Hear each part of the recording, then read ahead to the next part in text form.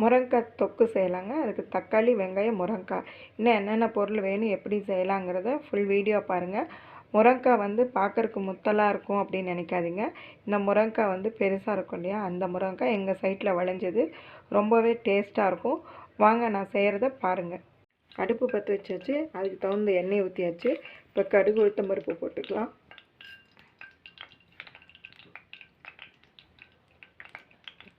அது பொரியறதுக்குள்ளே கொஞ்சம் லைட்டாக ஜீரகத்தையும் சேர்த்துக்கலாம்.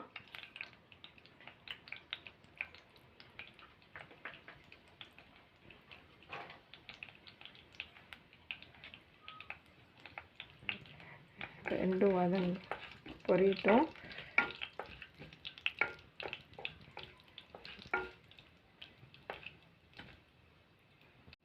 நல்லா பொரிஞ்சிடும். கடுகு சீரகெல்லாம் இதாகுது. இப்போ தேவையான அளவு வெங்காயத்தை போட்டு கருவேப்பிலை, வெங்காயத்தை ரெண்டையும் ஒட்டுக்கா போட்டு வதக்கிக்கலாம்.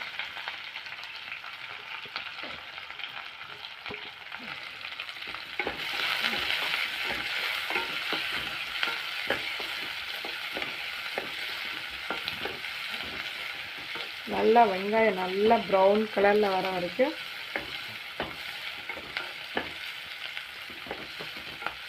நம்ம வதக்கிக்கலாம்.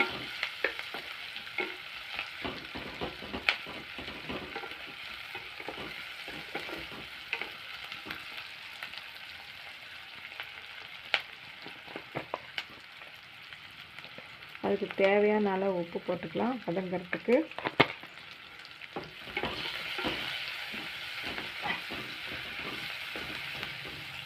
நல்லா வெங்காயம் வதங்கிருச்சு. இப்போ 2 தக்காளி, மீடியம் சைஸ் தக்காளி மிக்சியில் அரைச்சி வச்சுருக்கோம். அதையும் அப்படியே அதோடய சேர்த்துடலாம்.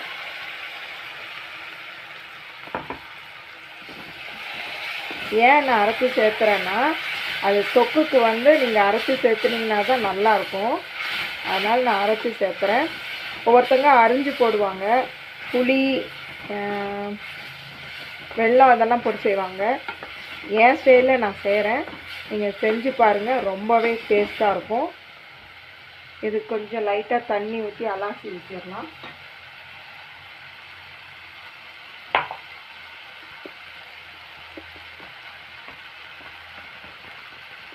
இந்த தக்காளி நல்லா வதங்கி அந்த இது வரும்போது தான் நம்ம முருங்கைக்காய் சேர்த்தணும்.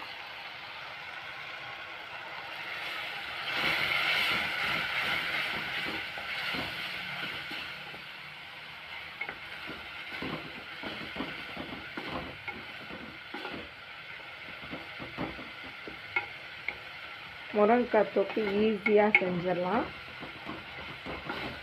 இது வந்து சாம்பார் சாதத்துக்கு, ரச சாதத்துக்கு,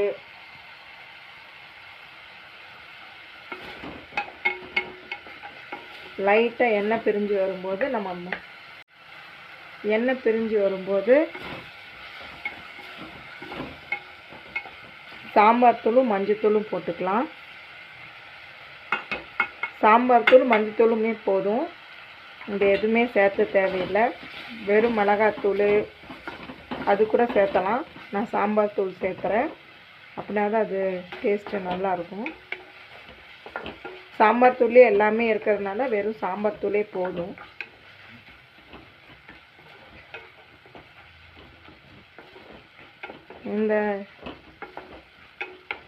இந்த டைப்பு வந்தோடனையும்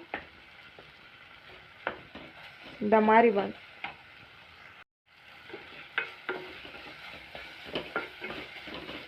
இந்த மாதிரி எண்ணெயெல்லாம் பிரிஞ்சு நல்லா தக்காளி வதங்கின பின்னாடி நீங்கள் இந்த சமயத்தில் முருங்கைக்காய் போட்டு முருங்கைக்காய் வேகிற அளவுக்கு தண்ணி ஊற்றிக்கோங்க. ஏன் நான் பெருசானா அப்படியே இது பண்ணி சாப்பிட்றதுக்கு ஈஸியாக இருக்கும். நாங்கள் மென்று சாப்பிட மாட்டோம். அதனால் நாங்கள் பெருசாக போட்டிருக்கோம். உங்களுக்கு எவ்வளோ சைஸ் வேணுமோ அவ்வளோ சைஸ் நீங்கள் போட்டுக்கோங்க.